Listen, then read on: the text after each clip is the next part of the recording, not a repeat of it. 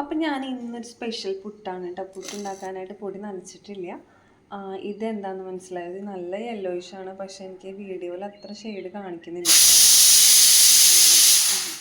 പിന്നെ ഇതിൽ നമുക്ക് ഉപ്പുപൊടി ഇട്ടിട്ടുണ്ട് കേട്ടോ.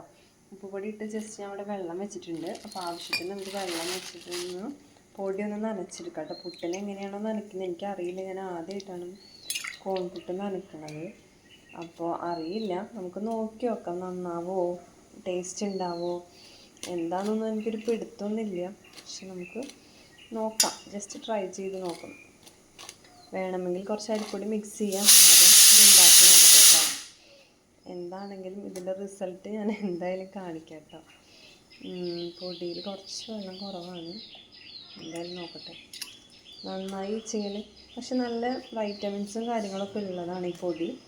നമുക്ക് നല്ല രീതിയിൽ തന്നെ നമ്മുടെ ബോഡിക്ക് നല്ല എഫക്റ്റാണ്.